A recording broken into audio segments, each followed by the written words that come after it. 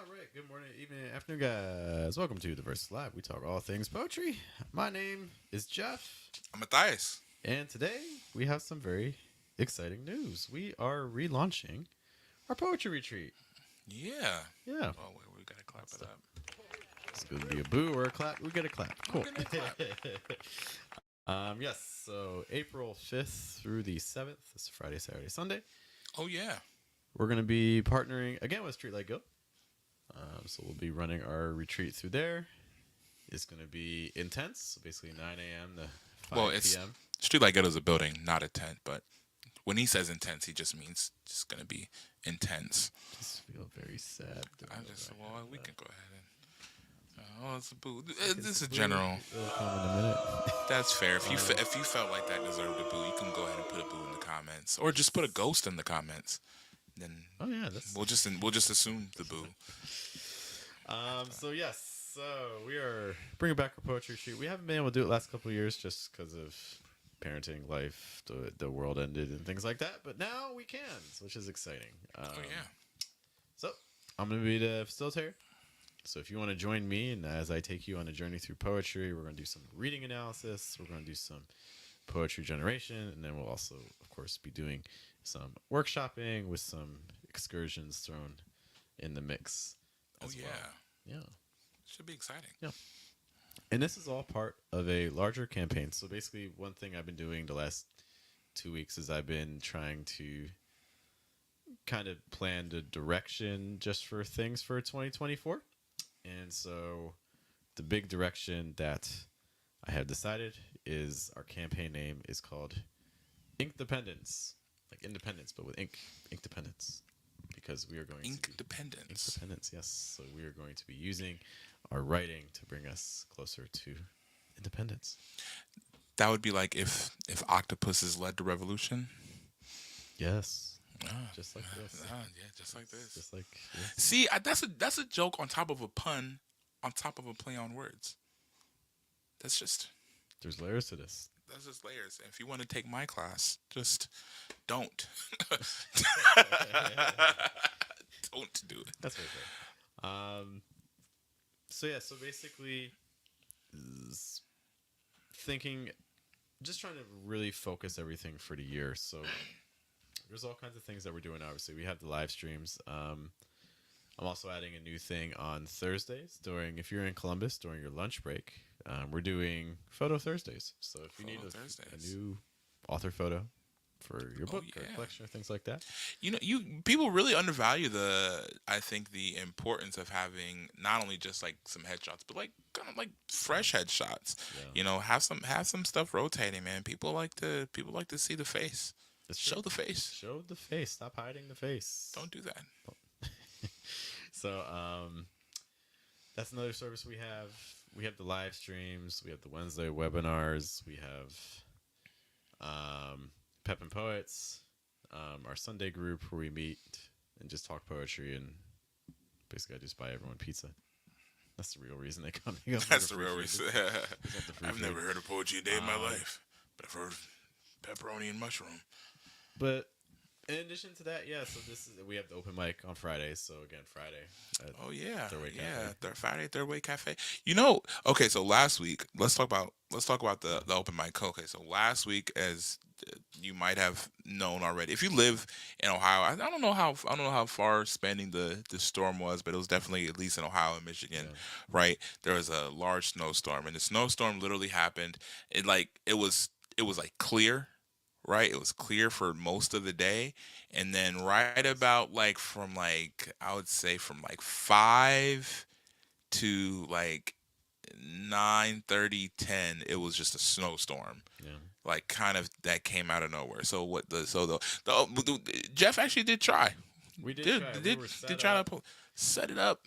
We were Did the set whole up. thing. It was like if you're willing to risk it, you should come We're out. adventurous. We're adventurous, right? You know what I mean? We were set up. Even at like 7 o'clock, like the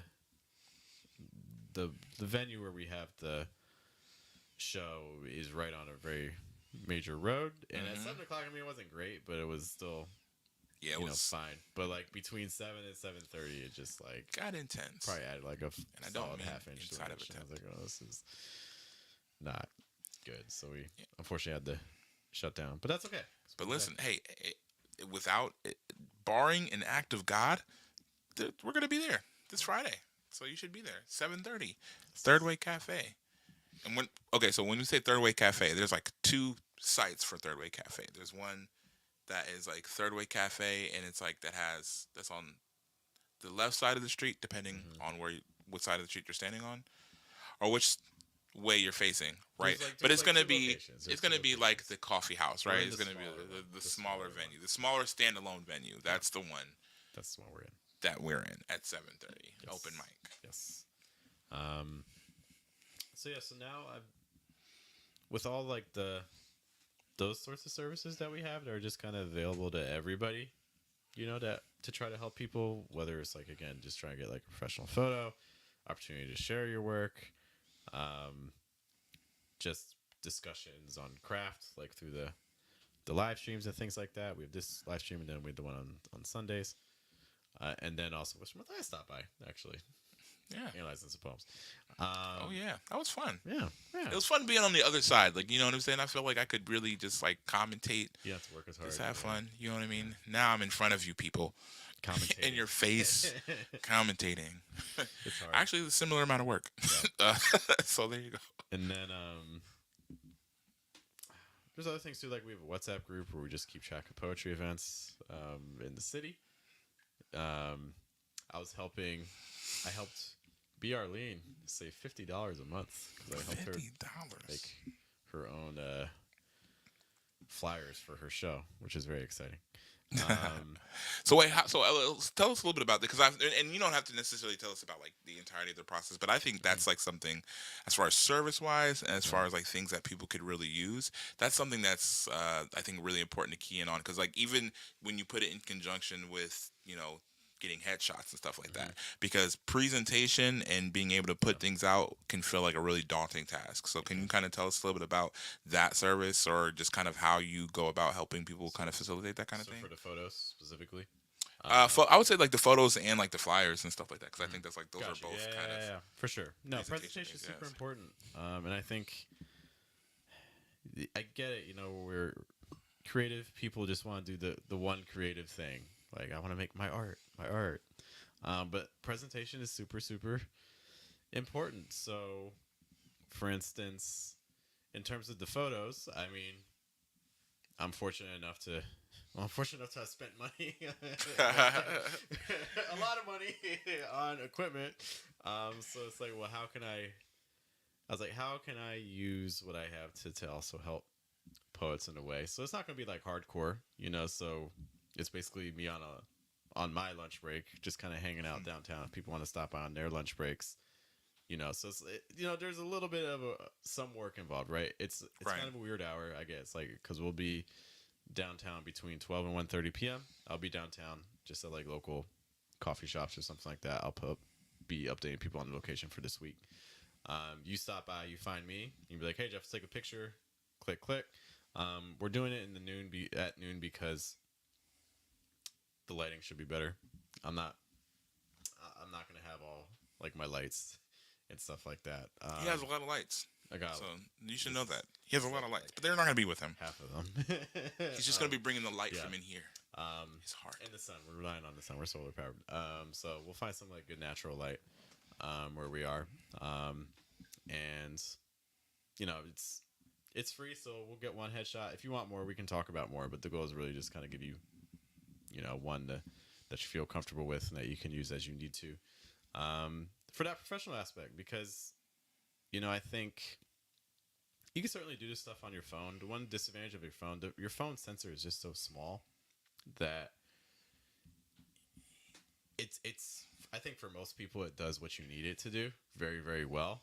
But I think at the end of the day, like if you like having a full body camera is it's a whole different experience. And it's also because I think one of the other things is that like when it comes to things like your social media and stuff like that, if somebody's just looking at your pictures on social media, then maybe the differential is not going to be incredibly high. Like it's not going to be a lot. But like if like let's say like you're posting it for your LinkedIn, because like there's a lot of poets on like LinkedIn, right? Or even if you're talking about your social media, but somebody might be viewing it on their computer, or you might be sending things out for consideration and things like that. Your picture, when if you take it on the phone, it's going to look much different on an actual computer Yeah, screen.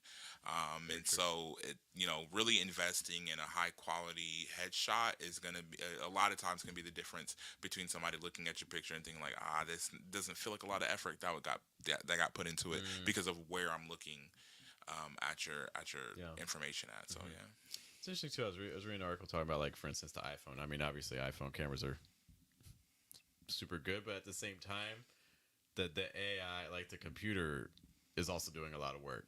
There's a yeah, lot of, you know, filtering going on. Even if even if you turn that stuff off, there's still a lot kind of yeah. going on in the back end, um, versus just a regular camera. Um, Mm-hmm.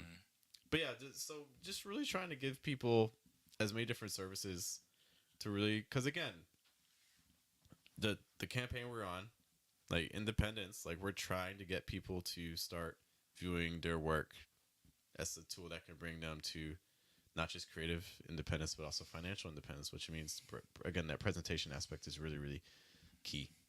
Um, Absolutely. so there's that aspect of it. Same thing also, on Wednesdays we have our webinars. So webinars just kind of teaching you about how can you turn your writing into a course. Those are free. We just kind of talk you through your writing and talk about, hey, maybe this is something that we could do. We give you some guidelines, tips for promotion and things like that. So everything we've done to this point has been geared on, hey, how can we give as much help to writers to get them really starting to think about taking their work to a new level professionally as possible without being reliant on, grants and academia and nonprofits. Yeah.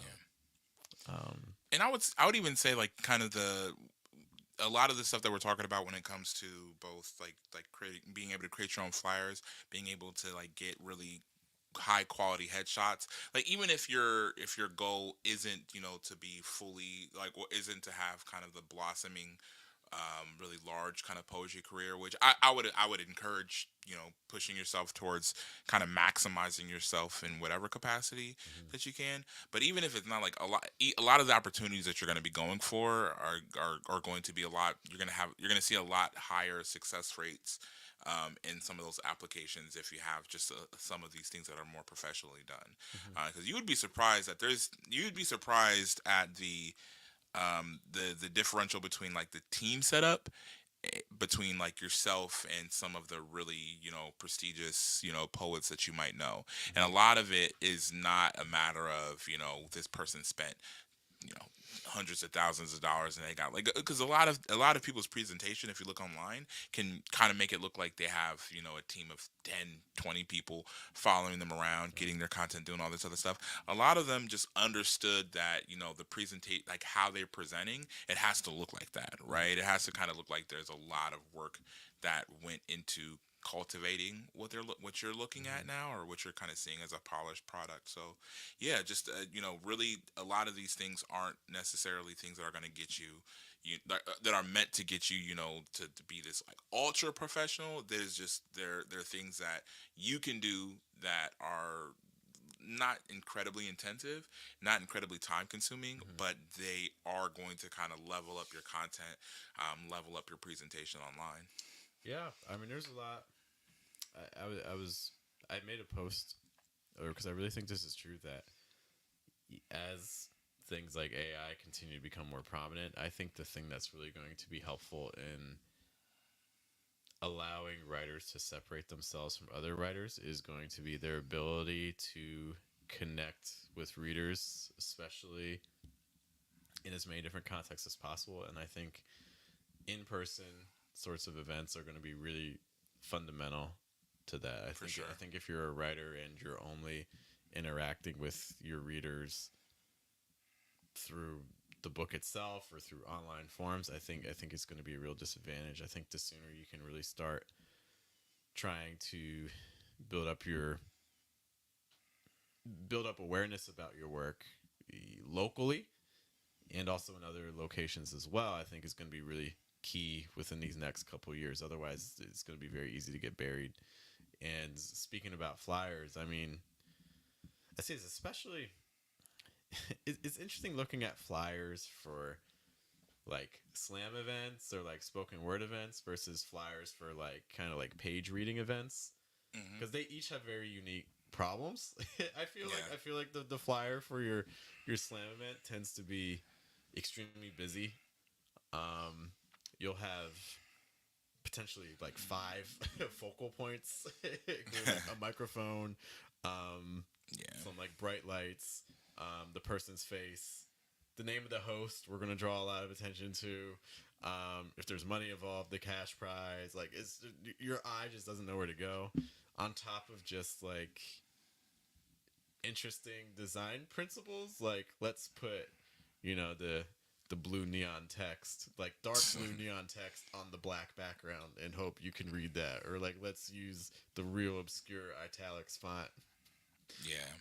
Yeah, it's and that's the thing because it's like so much of this is like we're kind of straying away from, I think what a lot of artists kind of take pride in their art, which is Mm-hmm. just I want to do poems, I just want to Mm-hmm. read poems, I just want to write poems, which is like these are not bad things, right? But it's like if in this kind of like when we're talking about if you have a discipline, trying to extend yourself across all the platforms and the discipline that you absolutely would need, because then and then that way somebody can't come in and charge you $50 to do something that you're like Yeah. I know the issues with what I'm Mm-hmm. looking at, so like they Mm-hmm. can't create something for you and then you can't really give a critique because it's like I don't know Mm-hmm. how you're doing that, Yeah. right? And so it's like yeah, there's so many things that again that an artist needs that you can really cultivate and you can really spend some real a really small amount of time Mm-hmm. learning to do fairly well, or at the very least to do borderline well, Mm-hmm. so that you're not kind of trapped in like, well, I can't figure out how to do what this person is doing, so I Mm-hmm. have to accept whatever price they throw at me. Mm-hmm. And then I'm looking at the flyer, and just like you said, I'm looking at something that maybe to me it's like it makes sense because it's my event, so I'm like maybe I don't give a second thought to it. I'm just like I'm Mm-hmm. glad I got a flyer now. But maybe they don't really understand, okay, why aren't people kind of gravitating towards my flyer? Oh, because they don't really their composition is really super They off, can't read or it. They just people can't. they can't It's not they even can't read it. some people you just can't look at the flyer. Like if I'm looking at the flyer, I'm like I'm getting a headache. Like No. I don't know how I'm supposed to where I'm supposed to look, what's Yeah. supposed to happen. I just look for all the information. So yeah, it's just to say that there's a lot of things that can become a lot more polished if you, at really least if you're knowledgeable, right? If you're knowledgeable of a lot of this stuff, like if you know how to take a good headshot, then even if you don't have all the camera equipment and things like that, you can. I mean, again, that's it's not to say that if you have your iPhone or whatever phone that you have that you can't, because I always encourage make do with what you can, For you know what I sure. mean? So For if sure. that's all you have, like absolutely. And that's the beautiful thing about kind of what Diverse is doing now, which is like this idea that okay, not everybody like the amount of people that have a good quality camera that's going to be able to take their headshots, it's not as many as poets Mm-hmm. that it exists. Mm-hmm. And so having this service where poets are like, I don't have this thing, and I know that this is one of the differences between me and a lot of other poets in Mm-hmm. the city. And it's a lot of times it's hard to really even grasp how to get access to a lot of these like these assets, because it's like Mm-hmm. a lot of I speak for a good amount of poets. A lot of poets like they're not like they don't have a lot of money, right?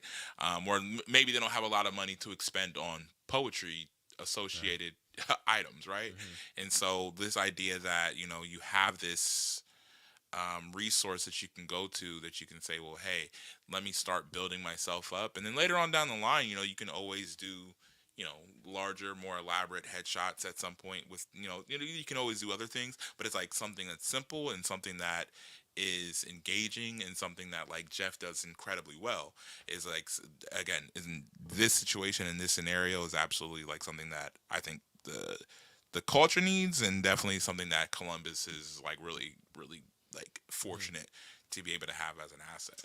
definitely take advantage of it, guys. Like it's That's why we're doing it, you you know, have no because it's idea. here to help. You just have no idea how rare something like this is for a community, right? Because a lot of I'll even say this, like, because Jeff is a poet in our community outside of just of like the one of like the a facilitator, right?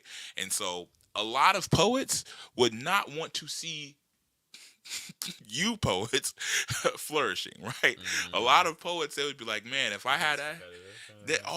oh my Mm, goodness, like there's so many communities that are like, man, if they get a good headshot somewhere and there's like super creative and super engaging and people are complimenting, they don't even want to, they're like they want to keep that close to the mm, chest. mhm. And I think that it's real devastating is not the right word. I'm not gonna like exaggerate. It's not devastating, but it's like it's unfortunate It's just yeah, because it's like, you know, a lot of people don't really have the motivation to see other people win. You know what I yeah, mean? And so yeah, just the fact that Jeff, like again, me and Jeff talk about stuff like this all the time, but like one of the kind of the primary things is just that there's a lot of spaces that are open for artists to flourish and for artists to really be themselves and not have to you don't have to be this general I'm a good poet, and that puts me above this poet and this poet and this poet. You can be this is my brand of poetry, and if people like this, mhm, and they're gonna gravitate toward it, and then just the general encouragement to really push yourself into whatever that brand is, whatever you're doing, and to really flourish in with the tools that Diversus offers is it's just really cool. yeah, Really cool time to be a mhm, poet in Columbus. yeah, yeah. And I think all these things come together too because the biggest issue with poets and writers isn't we mentioned it before. It's not the quality of the work. It's that just the fact no one knows who you are. It's Yeah, the issue is in marketing terms you don't have leads. You know, you don't in social media terms you don't have reach. You know, to really have your work have maximum impact. And I think that's why a lot of us make our work is because we want to inspire change through our words in as many people as possible. yeah, And if that is your aim, then in a lot of ways, if you're not doing the work to reach as many people as you can, then in some ways it's kind of being selfish, right? Because you have a yeah. gift to share, but you're not putting in the work to share the gift because you don't want to put in the time to develop the skills needed to share it. You know what I mean? Mm, And that's I don't know. I think it's a disservice to your work. Um, and it's a skill, but that's the biggest problem. The problem that you're not getting thousands of people doing that is because I mean look at the people who sell thousands and thousands of copies. They're reaching millions of people.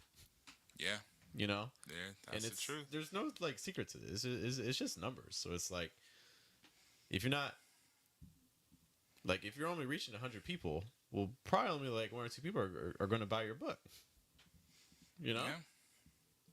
Yeah, that's like, and I think that's I saw something on my feed today, and it was somebody that was not in the poetry field, but they were in like the model photographer kind of field. Mm.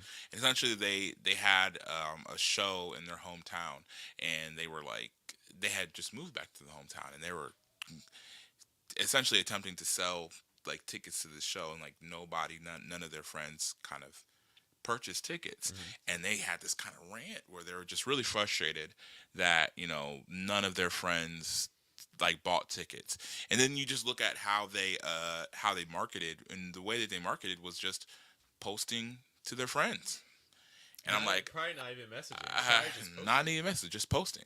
And I think it's like because there's a lot of presumption that has to happen there because I don't know if you've ever had this conversation. Jeff's not a big Twitter guy, Not. but he's we're on Threads, We're so on you Threads. should go to Threads, Diverse Poetry Yes. on Threads. Me too. But so like somebody years ago, it used to be people when they're talking to you, they're like, "Did you see my tweet about this?" Or "I know you saw my tweet about this," and it's just like, "What?" Like maybe I didn't, possibly I didn't. Like I'm not, or maybe I just don't even remember, right? Which is just to say that like I think a lot of people they presume that their their identity on the social medias are so strong that you had to have seen it. and you had to, and it couldn't be just this, scroll thing that you did, which is probably most of what is going on there. Like, you're probably just scrolling until you see some. Maybe I like that, maybe, but if you see just a whole bunch of a lot of these platforms, if you just see a whole bunch of text and it's not necessarily something that you would even like, you see the first three words, hey, I have this, and okay, let me go. Let me just keep scrolling until I find something else. So it's just to say that, like, that's not a marketing strategy. That's just you yelling into the void and hoping that people kind of react, right? And I think that, again, that was another space where somebody is like, hey, I really want people to go to this thing, but I'm only telling my friends, and it's even worse than that, because I'm only telling my friends that are checking Facebook at this time. And then not only are they checking Facebook at this time, but they have to react in this window of time in order to get the tickets and things like that. And I just think that it's like, okay, like, and I almost like stepped in and was like, hey, like, let me just give you a little advice. Like, you're going off on the wrong people, right? You should be really working on like how you're marketing Yeah. yourself in it. But yeah, just when we're talking about it's a numbers game, it's like, I want to be very, very clear. If your entire marketing plan is my friends have to support me in order to make it, like, you should give it up. You should do the other things. Whatever other things that that you have the potential to do, you should work on it. If that's the entirety of the plan, because I mean, anybody will tell you that, that that if anybody that has any like large margin of success, it's maybe it's like people in the community, especially at first. Like, so maybe you can like extend it out to like my community supported me. That's the reason why I was able to make it. But it's definitely not all of my friends and family supported me, and like it had to be 100% of them, or like it's gonna fail.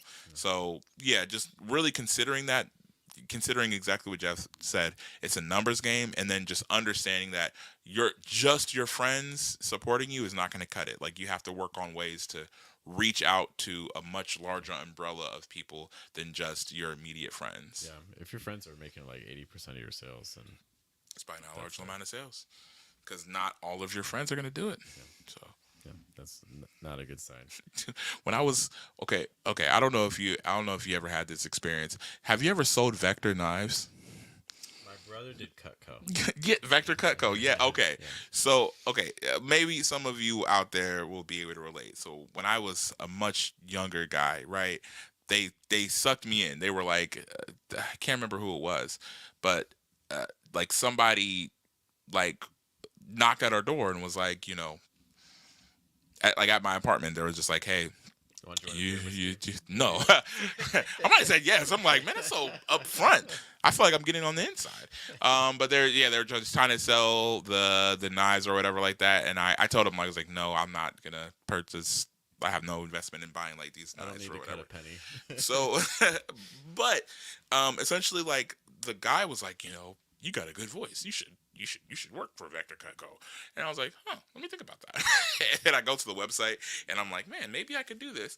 I go to the what is it called? I go to the initial interview. I'm not gonna tell the whole story. Maybe the whole story is for another time.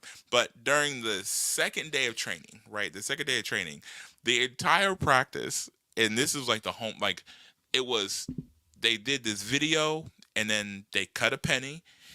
They threw a pineapple in the air and they caught it on the knife, I didn't know that happened. and they would cut, they didn't cut a brick in half, but they would cut into like a brick, and they did a couple other little things, but essentially just showing that, like, oh, these knives don't dull, blah blah blah, right? But then kind of at the end of the class, the goal was to write down 50 uh names and phone numbers. And I'm so stupid because I'm like, oh, I got that right now. And I literally wrote down, I just went through my phone. I was just like writing everybody's down. I was like, okay, good. So overnight,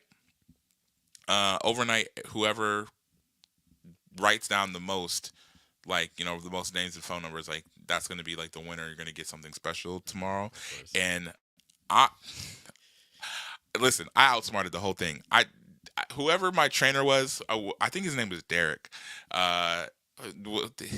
whoever that guy was, and again, to be clear, Derek, you were part of a scam, so I don't feel bad for this. But I just want to let you know that I absolutely wrote fake. Like every one of those phone numbers that I wrote down were fake names and fake phone numbers. But I literally wrote down like 400 and some change, and it was just like again, all of them were fraudulent. And then I come back to the next class, and like the next closest person to me was like 110 or something like that. So it was like worlds apart. And so the guy was like, Matt won, and like, you know what? I just want a more comfortable chair in this little Vector Cutco bag. And I was like, I felt so proud of myself. I was like, this is great. But it's just like again, it's a pyramid scheme to be clear. But even they understood that like, okay, contacts are everything, right? So it's like I was writing down and other people were writing down people. They started with their friends and their family, Exactly, yeah. and then it would just go out to ex coworkers, and then people they might have went to school with, until eventually it's just like people that they barely know. Maybe you met them once or twice at a party or something like that. You got their number, or they're a friend of a friend, and these are all these contacts that you have, right? And like again, I don't know how you plan on marketing or what you plan on marketing or what have you. And there's probably different strategies for whatever you're attempting to do, but you're not going to just get it by getting. Again, if I would have just came in there with just real names, I sorry, Derek. If I would have just came in there for like real names, I probably would have had like 40 names, and you know, Yeah. maybe some of those people buy, but probably not. So yeah, just it's a numbers game, and no matter who you are in the line, whether you are a poet, a like a poet, performer, photographer, whatever like that, or if you're part of a pyramid scheme selling knives to people door to door, everybody understands it's a numbers game. Yeah. And I think I mean that's the hard part is how do you get someone that doesn't know you to want to, spend time with your work or spend time with what you do, potentially invest in that and things like that. It's really hard, but it's a super valuable skill, and it's only going to become more valuable. The fact that it's only Yeah, easier to reach more people nowadays means that those who are able to draw attention to themselves are the ones that are really going to have the greatest chances for for sure. success. Um, which is we actually that's one thing I'm working on. I want to create a kind of like poet incubator program as well, which I'm working on. But kind of talking An about ink dependent incubator. yeah. Yeah, that's part of the campaign. That's part of the campaign. But Yeah. Go ahead and developing clap it up. this, all right. So like focusing on craft points, focusing on workshopping, but also focusing on things that are more directly related to the business aspect in terms of like, okay, what are some techniques we can do for Yeah, um, in terms of like social media stuff? What are some things we could do in terms of collaborations with other people? What are some things we could do in terms of like creating flyers? How to shoot a video? How do you do lighting? How do you work a camera? What do I need to know about like microphones? Like if I wanted to start my own YouTube channel, how would I do that? You know what I mean? So how do I video podcasts? Like those sorts of kind of technical skills that you can use to just generate more awareness around yourself. Those are something to keep an eye out. Hopefully launching later this spring. Um, but let's talk a little bit about the retreat and things like that. Matthias, have you ever retreat. attended a poetry retreat I before? have. Man, it was a retreat actually done by Maroon Arts Group. And it was, I mean, it was a couple years ago. Actually, I guess I technically went to two. So I went to the one that was done by Maroon Arts Group, and then there was another one that me and my wife actually went to. My wife was actually one of the teachers there, and it was called Griot's Well, presented by Writers Inscribed. It was actually in Marriott, London. It was Spite. But yeah, they were both really cool. Actually, yeah, yeah. What do you think is the attraction to doing a poetry retreat?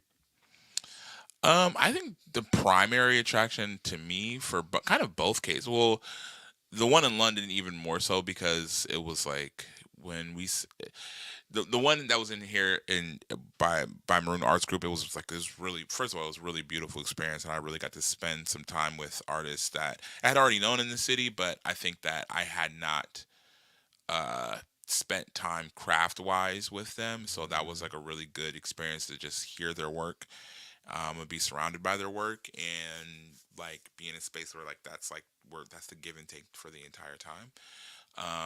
But it was in Columbus, so at we would spend the day there, then we would like go home, right? Um, so like that, but that was cool. But it was like that was like kind of thing. Whereas the one in London for the Griot's one, so that one it was like we were there. We were actually we stayed the that entire time. I think it was like 5 or 6 days, in this like mansion. It was like huge. It was an estate, and it was, oh man, it was so beautiful in there. And it was like the kind of the countryside, so there's not like a whole bunch of cityscapes or anything like that around. We actually took a train out to the area. Um, That's big for Ohio. Ohio doesn't have a lot of cities. how doesn't have it doesn't have a, so but again, it was like it was a beautiful experience. Again, it was my first time in the UK, so it was also like a lot of firsts. But yeah, again, like everybody that was there, not I guess not everybody was meeting each other for the first time, but we were meeting everybody for the first time, Mm. and we just got to spend some really great times in this completely new space in this estate. There was food that was like there was like a chef on site that was like making all the food, and it was really amazing.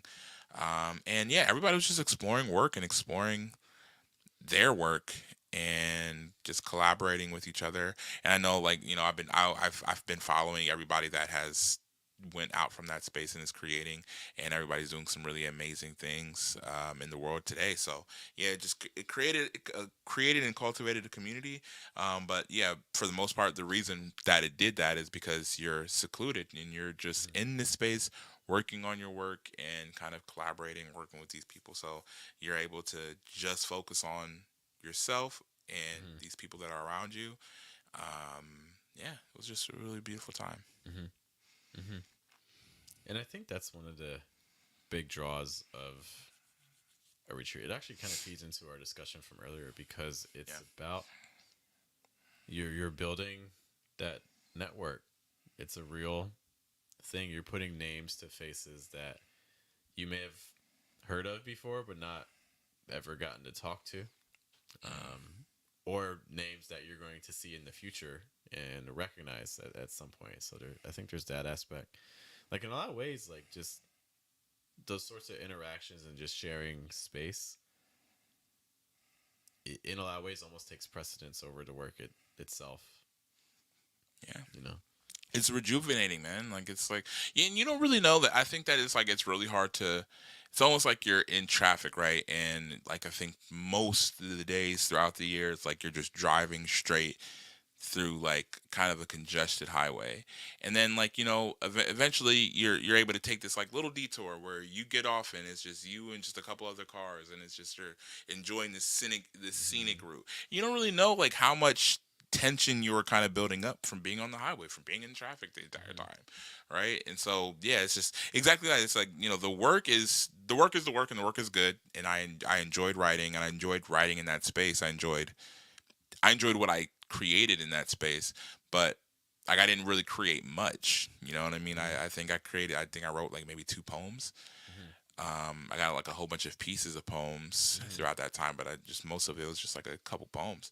But what I got mostly out of that space was by far just community and kind of just taking some time to relax and really be able to like we read a lot and we just commune a lot. Mm-hmm. So yeah, so much of a writing retreat to me is kind of readjusting your mind so that you can be recharged to be the best writer that you can be when you leave. Mm-hmm. Mm-hmm. And I think one of the things that can be difficult, I think you see this a lot with people who've gotten MFAs, but also with like these sorts of retreats too, is that you're almost in a bubble during that time. You know, Mm, you're so focused on the work that I think it's, you go in with the mindset that, okay, when this is finished, I'm still going to find ways to do it, but it can be difficult to tap back into that energy you get, during the MFA or doing the retreat. Um, when you're back in your own habits, you're back in your environment, Yeah. you're back in the routines where maybe writing or reading wasn't as much a part of your life. So I think that can be a difficulty. I mean, it's a good challenge. You go into these spaces and hopefully it's enough to, I think, use the word like rejuvenate you. Hopefully you can find a way to carry that energy back into like the real world when you return. You know, easier said than done, but Yeah. Yeah, it's a challenge. I think one of the other challenges, I think, is depending on how, because again, we had an amazing experience at the Griats, well, the Writers and Scribes, the one presented by Writers and Scribes. But it's like, uh how would I put this? It's like you go from this almost like really blissful and ideal space to write, and for the most part, you're taking it to, set you maybe take the first day or so to kind of settle in and kind of get your bearings, and then you're really kind of going writing, because a lot of people produced a ton of work there.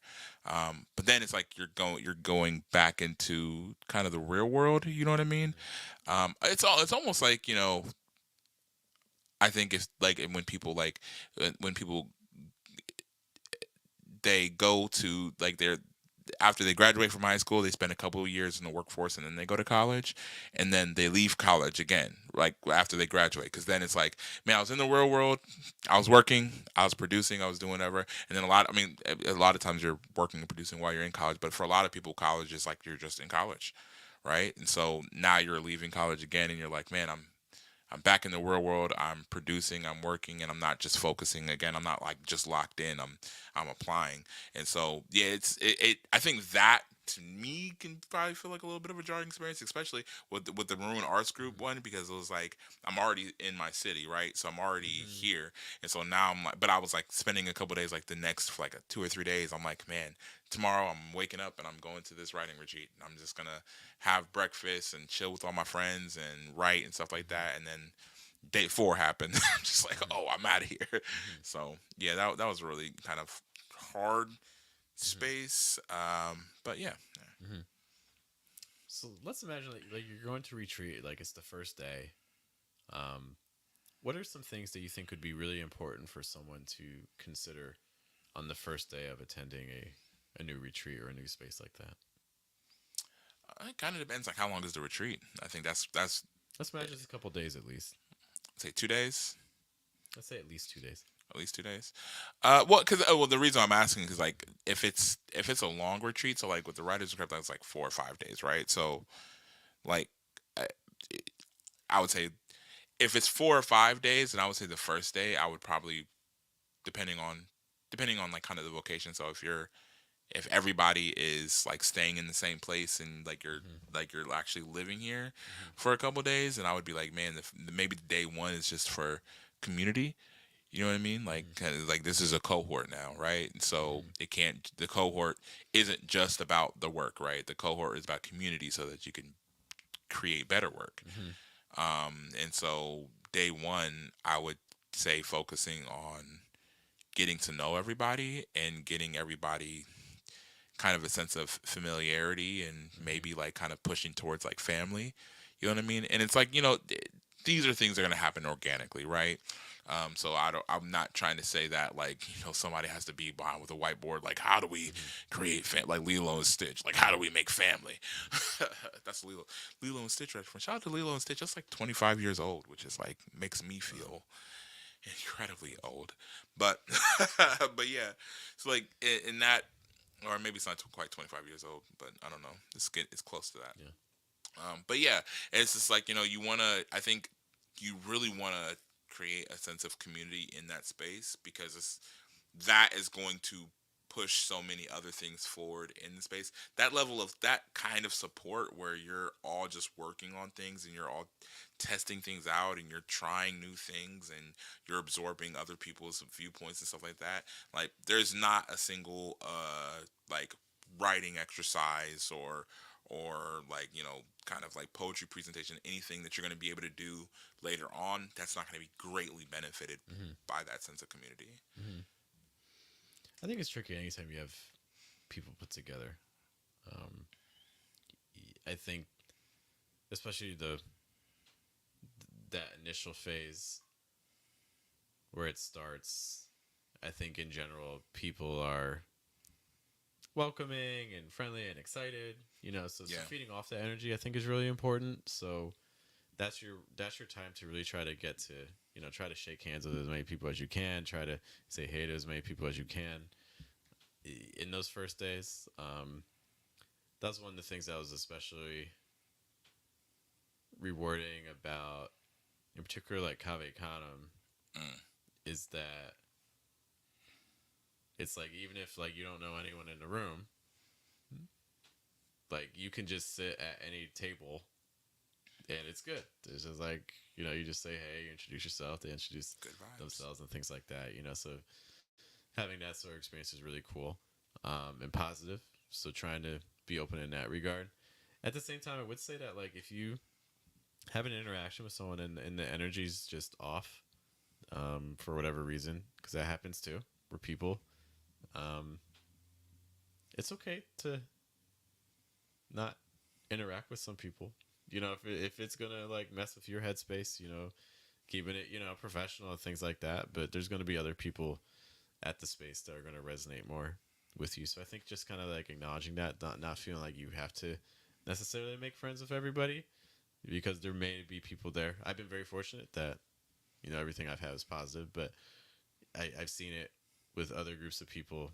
Things where it's like maybe don't if we had not kind of forced or felt forced to engage or interact with certain people, that might have been better for people's headspace. Yeah, I would agree. I also think that whenever something is like you have a limited amount of time to,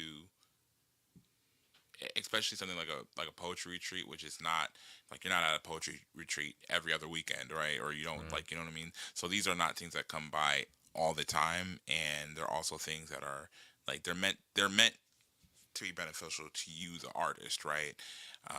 And so yeah, I wouldn't say I would like force community on somebody who's like I can now if somebody's like I hate everybody here like maybe that's like okay, maybe we gotta, I don't want to say talk about it or do something about it, but it's probably something that you want Mm-hmm. to like keep an eye on, because if somebody's making an experience miserable for everybody else, then like maybe there's something to be done there.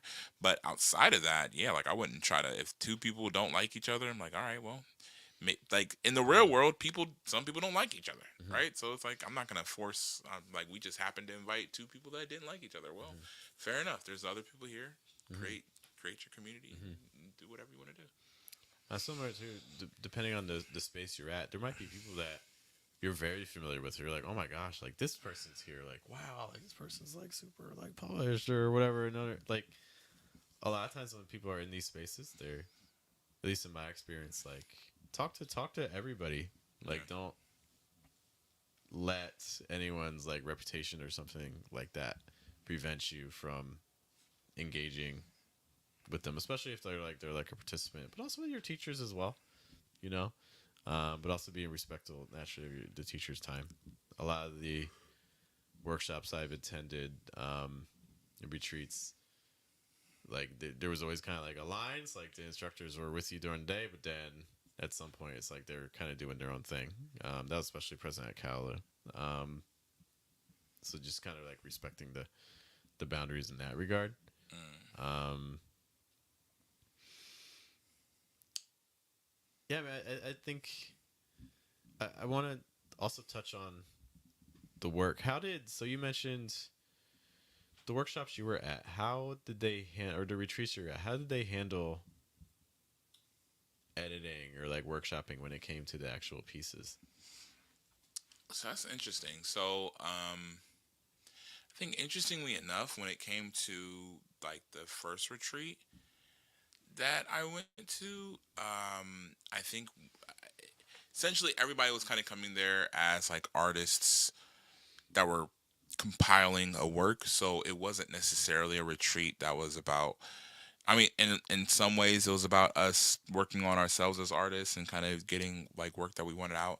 But there was an overarching goal to it that um, I think there weren't facilitators in that way, Mm. as far as like kind of helping us kind of understand our work and things like that. There are facilitators in the way of like helping us to compile something Gotcha. that was like larger than ourselves, right? Hmm. And so which is just to say that I don't think that that dichotomy necessarily existed in that Hmm. space as much. That's also important just to know when you're looking into retreats, like seeing what the function is. Like, is the Yeah. function to generate? Is the function to compile? Is the function to workshop? Because those are all like Kave Kanam. A lot of it is you're writing new work is generative, but it's also the community aspect. Whereas like Callaloo was like hardcore edit, like Yeah. dive in and things like that. Sorry to Yeah. interrupt. No, no, you're good. You're good. But secondary. So the griots. Well, so that writing retreat, that was a lot more. Like we're creating work, but then we're also editing. We're also talking about work. We're also talking about, genre. People are kind of putting together like everybody had like their own projects that we're working on. So it's like you're kind of talking about your project and talking about what your goals for your project is, and then people would have like these very long extended conversations about what they thought about it, or maybe what they thought about different pieces and things like that. And then there was instructors there that kind of had some hands and okay how they were gonna, and they would have their mentees, and so they would have you'd have the instructor, and like each of the instructors would have their mentees that they're like working with specifically. So I think in that respect, it was really heavy. Like as far as they would, if you're creating work, we would have like different activities or different times of day that we would be like writing work, and we would be creating things, and you know, the instructors that would be kind of looking over it, and it wasn't necessarily heavy in the sense of, hey, I'm going to give you these corrections and you do these corrections. It's like they would kind of look at it blind, and they would just say, don't tell us anything about what you're trying to accomplish here. Because if if it's doing what you're hoping that it accomplishes, then I should at least get a whiff of it when I'm reading it, as opposed to like you having to do a whole bunch of explaining with me beforehand, and then there would be conversations about the work and things like that. And so that one was a lot more intense, but it was not intense as in like people felt pressure or anything like that, but it was more intense as far as, and like in comparison, like this one we had, there was a there was instructors, and then there were students, right? Hmm. Or not necessarily students, but like artists that were looking to accomplish whatever their goal is, right? And with that relationship, there was a lot more structure when it came to edits, and when it came to like getting your work back from edits and stuff like that. Hmm. Hmm. What was your experience? I know like Kave Economy was like Hmm. just intense. Yeah. So the major retreats I've been to, besides one I've organized, I'll start off with the. Let me start off with the watering hole. Okay. So the watering hole was mostly generative. I would say you would have a teacher, and the watering hole's huge. I mean, there's so many people at the watering hole. So each group, you're with like 20 people or whatever, with your instructor. And again, a lot of times they're just kind of giving you prompts, so you're working with those with your instructor for I don't know, like 2 or 3 hours per like session or things like that. No editing whatsoever. It was just purely generative. And then Callaloo was set up where in the morning it was kind of just like reading and analysis of like Hmm. established poets, and then you would have a homework assignment, so you would have to write a poem, and then the afternoon session was workshopping. If we were when we were working with Ivy, it was kind of traditional Iowa model, so poet who's getting reviewed, you don't talk, everyone else is talking about your work, and she's kind of guiding it, um, and things like that. And then with Greg Pardlow, So you're with Vibey for a week, and then you're with Greg for a week. Which is wild. Like thinking that, like, man, that was a 2 week retreat. That was some really, Yeah, that's really wild. that's a really long time. Oh my god. It was so good though. But That's 1/24 of the year. that's like it's on poetry. Yeah, I mean, you do like kave and stuff like that. I mean, you pretty much have like a semester, 2 semesters, like an MFA, pretty much. There you go. With Greg, Greg was an alcoholic, and he applies a lot of the principles he learned going through AA to poems. So it's a lot of really digging into intentionality and stakes and trying to figure out what your mind is repressing. So Ooh. basically, if it was your turn to get your poem edited, because it takes a long time, you know, the mind has a lot of defenses. So with Greg's, you're doing maybe like 3 poets a day, you know, and these are over like, like 4 hours or something like that, long sessions. Yeah.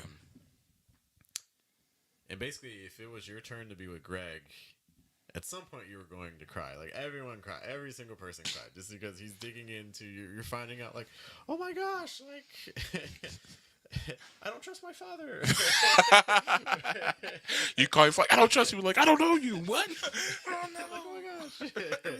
Or like I remember, like one person, like he asked him, like the question was, "Who do you believe in God for?" It's like, I don't know.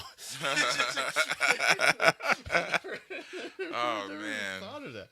And that's the best part intense. is, yeah, it's super. It's great because like as he's doing it, like the question he's starting off with, like it's just like they're all like the questions themselves are just very simple, but there's always this moment where he hits a nerve and you can see it in the person's face because 1 second they're fine and The walls start coming yeah, down. yeah, exactly, yeah, and everyone gets like you get defensive and things like that, because it starts off slow. So like your dad's in your poem, but I see that he disappears in the third stanza. So let's talk about your relationship with your dad.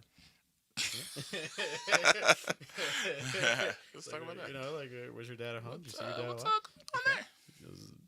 How'd you, and like it just like he was going deeper and deeper and deeper. Did he disappear in the third stanza of your life? So that was Kalu, but I mean it completely changed my writing. Kave didn't change my writing, but Kalu changed my writing. Kave was more so with Kave one is shorter because it's about a week, and they have 5 instructors, and then basically each day you're with a different instructor. There's really only like the workshop in the afternoon. There's really only afternoon work. It's not like super intense. Like Kalu, like we were, you have your morning session, then you have your afternoon session. So you're doing it's pretty intense time wise. But Kave kind of is pretty relaxed time wise. You basically have your afternoon session, and after that, there's the fellows reading in the evening. And it's mostly generative. It's generative, and then like mixed in with some workshopping. So like the first half of class, maybe like an hour, generating things, and then after that, you're workshopping poems. But mostly again, the kind of some teachers will mix up a little bit, but mostly Iowa model. Again, sitting silent. People talk about your work. Some people mixing it up.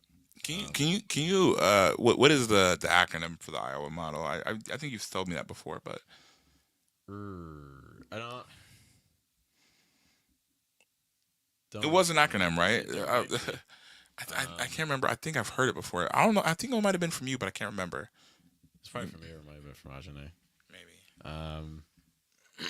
But yeah, I mean, and that's one of the things you have to be careful with the Iowa model. So that's one thing I would say: be careful with retreats, because that feedback model again, where it's your turn, so you sit silent, everyone else talks about your poem, and then at the end you get to kind of ask questions and things like that. Mm-hmm. It's a tricky model because one, if your instructor allows it to happen, it can just become a bunch of tangents, like people getting drawn onto one idea and then just going on and on and on about it, and so it can derail kind of like your whole time. In addition to that, you're limited by the interpretations of your group. So like if you're writing an urban poem and you're surrounded by a bunch of like suburban poets. I'll put it like that. There can be some. You know what he's saying. You know what he's saying, people. There could be some You know there who could be he's some talking about. disconnects, or people can, or like for instance, if you're like steeped in mythology, but you're with a group that doesn't know anything about like like Greeks and things like that. Um, People can get kind of hung up or miss your intention of your piece. So Yeah. so then you know you lost your day. That was your time, and you lost it. You know what I mean? Um, so that can be a bit of a disadvantage. It's not the model we'll be using at our retreat. Um, the model we're going to be using at our retreat is more geared around. I forget the name of it. It's like a jury sort of method where you get time, everyone sits with the poem, they write down questions about the poem on a piece of paper, um, and then they collect all the questions, and then the poet who wrote the poem basically pulls out the questions and then poses the question to the whole group, and then you kind of talk about each question. Like for instance, um,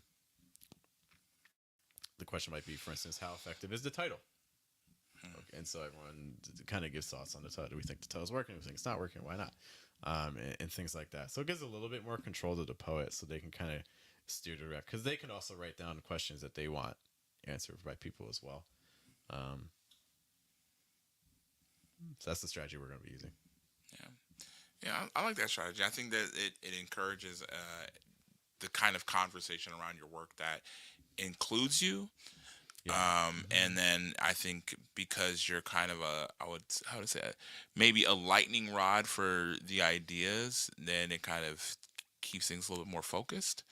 It can. You know what I mean? Or yeah, yeah, It can, because the poet in charge. I mean, they can ask people to elaborate or go deeper, or if there's a question that they don't feel is relevant or helpful for feedback for them, then you don't need it. Did you have a question? No, I just Like, wanted because you she's got a said question like question. 4 times, so I just wanted to elaborate on. We have that button still exists. I will say that model, if you're not used to editing poems, I feel like that model might be a little bit tricky because you might not know what to ask. So I think it works well with like poets who have real, who every decision they make in a poem has like such a high degree of intentionality that I think you can kind of direct questions to see how effective that intentionality was when crafting it. Um, I also like that model as a way to teach people. Like if you're not used to editing poems, it feels like that method of kind of learning how to edit poems is a little bit closer to maybe your comfort zone because like again, interacting with somebody's work, especially if it's I want to say beyond your comprehension level, but maybe it's just something that you haven't encountered before, right? mm-hmm. And so interacting with that work without the writer, you know, kind of guiding that, or at the very least being a part of that, can probably feel a little bit daunting because Yeah. you're like, man, what if there's this huge thing that I'm just missing that everybody else is getting, or that everybody's missing that maybe you just, you know what I mean? So you don't really know. So like I think kind of something that's more discussion based that incorporates the writer can gives you a little bit of a clear understanding, but also can help you kind of understand what you don't know about the work a little bit Yeah. better. I think. I think it works both ways too, because there's the burden of knowledge, so by taking on The burden of no, knowledge. it's a real thing. The burden. It's a thing because That's what Thanos. That's what Thanos said to Tony Stark. uh, So but it's a real thing. It's a thing because so like you can almost like forget some aspects, but then you don't even think to ask him anymore, just because like maybe you've been so in the work for a while that then someone who's new to your poem or just even new to poetry asks you a question that like you're like, oh, I haven't, yeah, like I never haven't thought about that in a very long time, like let me investigate that. yeah. It's kind of like whenever you're at work or I mean I because I work like in insurance. So if you Nice. I did sell knives, but then I stopped that, and then and I just immediately started working in insurance after that because I saw how bad the knives were getting. So I was like, oh, you need insurance because these I mean, knives they're are not like bad knives. I mean, they're they're fine. not bad, but like the results of me selling them were. I would just throw fruit in the air and I would just throw a knife up in the air with it, and then I didn't know that the point was to try to hit the fruit with the knife. I just thought we're just throwing things. But but yeah, so I think like whenever you create like a manual or you create like a systems of like operation like for a position, before you release it out to everybody, you pull one person and you say, just following this, could you do this procedure? Just I'm not going to tell you, just follow this. Let me see if you can do the procedure. Because what it does is you know, a lot of times because you're so close to it, there's things that you're going to skip, or maybe you'll skip because you just don't remember not knowing some of the stuff. You don't remember not knowing how to, you know, put together a stanza. You don't remember not knowing, where to, put the like the rising action in your poem. You know what I'm saying? Like these are not things that you necessarily think about anymore. And so because you don't think about them anymore, if you don't have somebody that can kind of bring you back to the beginning and be like, okay, well, hold on, what's happening here? Mm-hmm. What do you mean by this? Mm-hmm. You know what I mean? Like those are things that are really important. Mm-hmm. Mm-hmm. So we talked about the community aspect. We talked about kind of just like workshopping strategies and things like that. I guess one of my last questions for you is: imagine you were going to attend a retreat in a city. First of all, how unusual is that? Like most Okay. retreats they're sending you out in the middle of nowhere typically. But you're going to be in the city Yeah. for a 3-day retreat, basically from like 9 to 5 with some breaks in between. Okay. How expensive do you think that should be? How expensive? And you're there from 9 to 5. You're there from 9 to 5. Ooh, it depends. And so, like, what are we? Are they providing the food? No. No. Let's imagine. Oh, they're not. Okay, that's.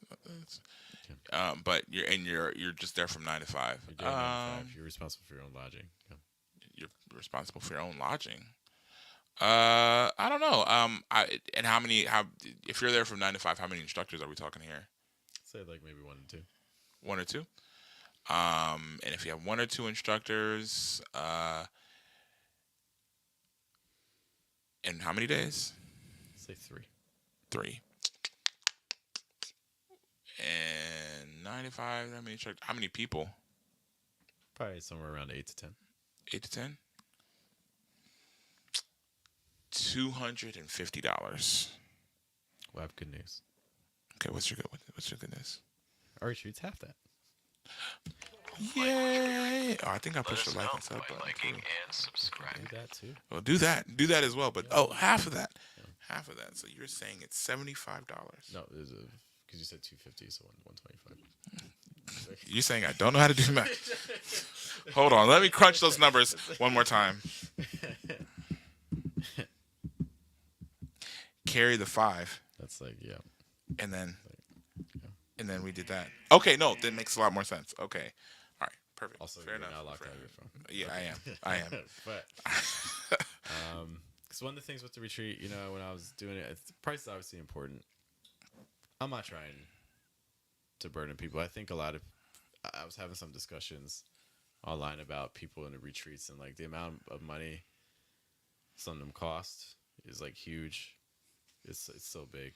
Kave Condom has benefit. Now it's free. It wasn't always free, but the years I've attended, it was free.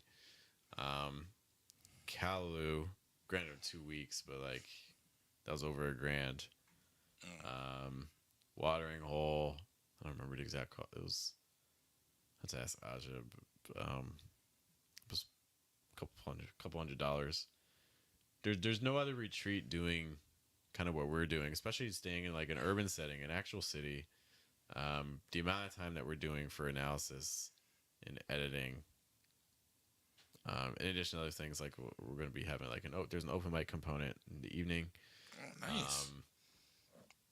Like the amount of things that we're going to be doing for this price point is just so high, because that's what it's about. It's like, let's cover the venue, but then like the big thing is just like the work. You know what I mean?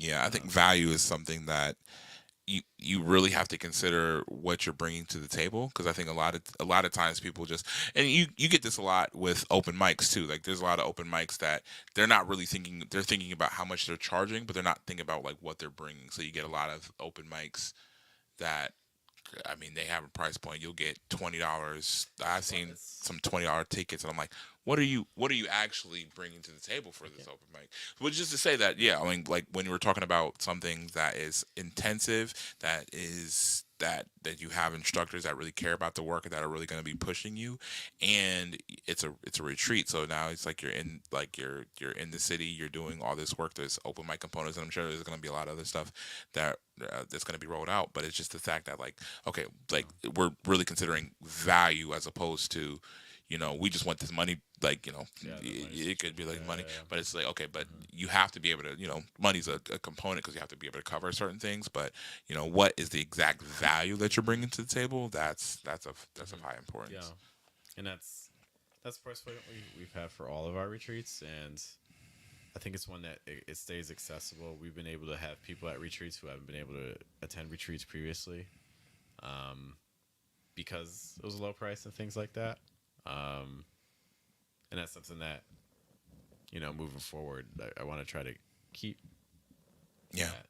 I don't poetry should be accessible to people. In the past, we've been able to work with facilitators who were willing to work with me because they like the mission. You know, um, this time around it's going to be just me. Um, Garage Poets open mic here. shout out Good Garage to see Plus you open again, mics, man. man. Saying that Korean value is an essential component. Facts. Facts, facts, facts, facts, facts. It's Yeah. always about the value thing. Um, it's wild. Like going back to like the open mic thing. Like I can't. If an open mic's $20, I'm not going. I'm just not going. Like I can buy dinner. Or I can go to an open mic. Like I'm No, getting food. dude. So here, and here's the thing. Like, I think because if somebody walked up to me and said, "Hey, this thing is $20," like the next question I'm asking them is like, "What is $25?" And I think that's kind of the like that's where value is kind of the question, because a lot of people, they're thinking that, okay, or they're thinking of it backwards, and this is, we're going to get into the minutia of like a lot of poetry politics and stuff like that, but a lot of people are setting up these shows as a quick buck to get something else bigger Yeah. going, right? So they're like, I got to do this open mic so I can do this, so I can do this, so I can do this. So a lot of people aren't necessarily caring about bringing value to the space as much as they care about, you know, will can I if I can get, can I convince 20 people to pay me $20, Mm-hmm. and they're the ones that are saying things, and I'm just saying things in between those things. Yeah. Can I do that? If I can, then great. But I'm like, nah, like that's not gonna create a long lasting audience if it creates anything at all. Right? But B, it's like you want to walk, if you're somebody walking away from an experience, you want to feel like you got something, you got more out of the experience than what you gave, right? And that's what you should want as a curator. You want these people to walk away from this experience feeling like, man, no matter how much I gave, I gave $125 to the, oh yeah, like, Mm-hmm. but I got $500 worth of value out of it. I got, what Yeah. People only buy things when the price is lower than what they get. yeah. That's the only time. Whenever somebody's shaking hands on the deals, like both people feel like they won. Mm-hmm. You know what I mean? Like that's how you should feel. Like It's both people should feel like, yeah, I won this. I got what I needed, and this person got what they mm-hmm. needed, but I feel like I won. Because like, what's so special about a regular open mic? You're bringing in local poets. These local poets better be like the best local poets of any city in the country. If I'm You paying know? $20 to go to a show to see them, Oh man, dude, and I would say this: there are, again, the apples and snakes, that open mic, the one in London, but that that has more value because there's a whole experience component yeah, tied to that. You but know. but that's, and exactly, that's like there's so much that that open mic. I mean, again, its basic components are fairly similar, right? You have, and there is a component of an open mic. Um, there is a component of features, and there's a break, there's a host. I think that because of its prominence in that area, like naturally There's they've a been doing this for status years. element. So there, yeah, there's this, There's a status yeah, element. There's a tension element because not everyone's going to read. You know, it's like man, you have so many other factors versus because in Columbus there are also we have seen it. We have seen the mics that are charging $20 to go in, and maybe you'll get a glass of wine, maybe with some of them, but it's yeah. like Some of them, I mean, I would say like there's some because well, a lot of the open mics that well, I would say there's open mics right now that I think I know like at least two that are $20, and I have not been to either. mhm, Okay, so I can't necessarily speak to what I would say like would be the value or whatever of that, but but it's also like nothing about what I know about them could convince me that I need to spend $20 to experience this. Because again, even when it comes to like people that are poets, because like if Jeff walks into a space, people are like, oh, they want Jeff to read. Oh my God, like they want Jeff to read a poem. I need you to read that poem, right? And I think that is like, man, and I don't know if you've ever felt like this. Like, if you ever like walked into a space and been like, man, if I'm being forced, not forced, that's the wrong word, but if I'm being pushed this ardently to read a poem, then like maybe I shouldn't have had to it's that energy. spend That's what it does for everybody. $20 to Like get it's in here or whatever to get in here. yeah, So, which is just to say that like again, I think a lot of times because there's a lot of open mics that are like the value, it's hard to kind of establish the value. So it's essentially it's like if you walk into the room, it's like they need you, like I need you to perform in order for this show to be of value to everybody else who also paid. So I'm mhm, like, so but if everybody in here paid $15, and it's like that's just bad math, right? It's bad math.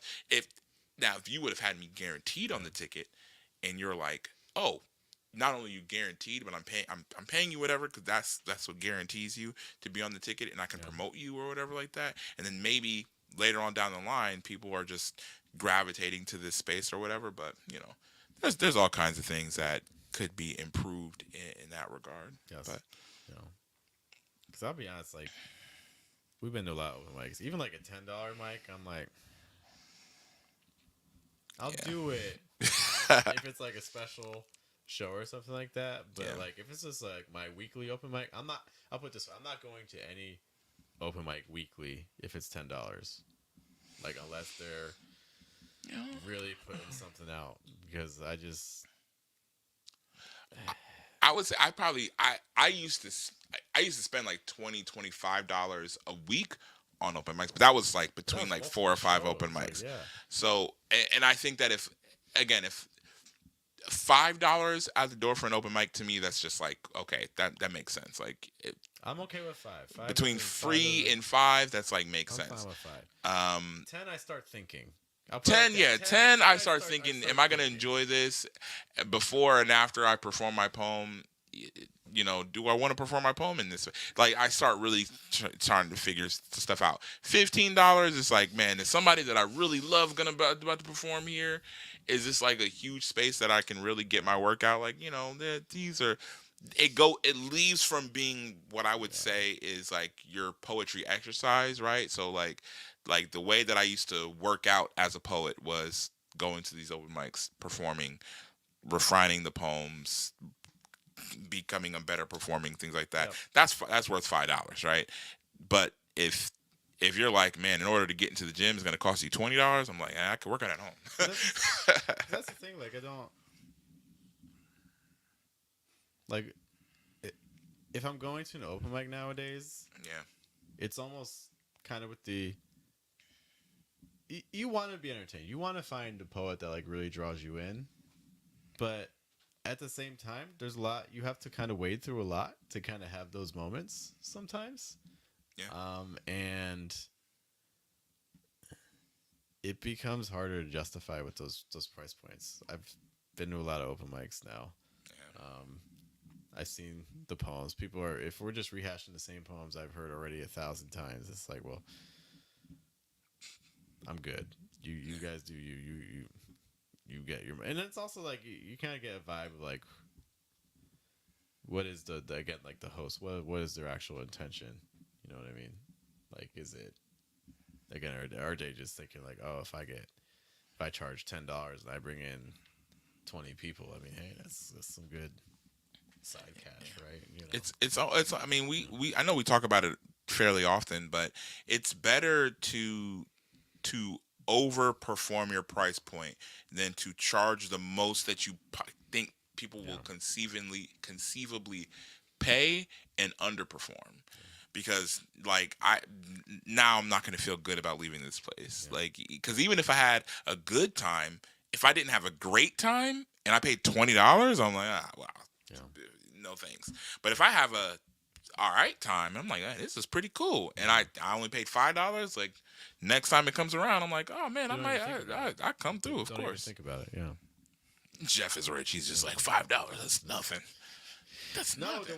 the way I view it is like, I all spent $5 on a Kit Kat earlier at the airport, and I didn't even fly anywhere. I just wanted to go to the airport to pay I for it. work from home. $5 is enough. I can chill. I can get work done at like a coffee shop for like 4 or 5 hours, or I can go to your open mic and not enjoy myself for 2 hours. It's like that's what I could go to the open that's mic what and not comparing it to. enjoy myself. It's like, you know, What do I do? you know. With us, other thoughts on retreats, open mic things. No, I mean, when it comes to open mic things, just remember this Friday, Friday, 7:30. 7:30, Third Way Cafe. We're gonna be open micing it up. We back. This feels good. We're back in person. Like because It's so been a minute. I wasn't here last week. It was digital. You were on. Okay, I was on the screen. So now like we're back. Yeah. Feels so great. Some other things coming up again. So tomorrow, Wednesday at 9 p.m., we have our Wednesday webinar, Intro to Workshops. We'll teach you how to turn your writing into a class or workshop. You can register for that at diversipoetry.com. You can register for all the stuff at diversipoetry.com. Just shoot us an email there, or fill out the contact form. We have a calendar you can sign up for. In addition to that, Thursday, we have Photo Thursday. So if you want to get a new author photo, we can Flick it hook you up up. with that. Friday, we have our show. And then, of course, our writing retreat opens up. We are taking pre-registrations. You can see in the video description. You can find out. I meant to post that. I did not post that here, but you can find a video description in case you're interested in registering. Fill out this form. Here it's Google Doc, so that way you can pre-register, and we'll be letting people know how we are selecting poets from there. That again will be run from April 5th through the 7th. We would love to have a chance to work with you. All right, once more, my name is Jeff. I'm Matthias. Thank you guys for spending part of your evening with us. We will see you later on the next episode of Diversus Live. You guys take care.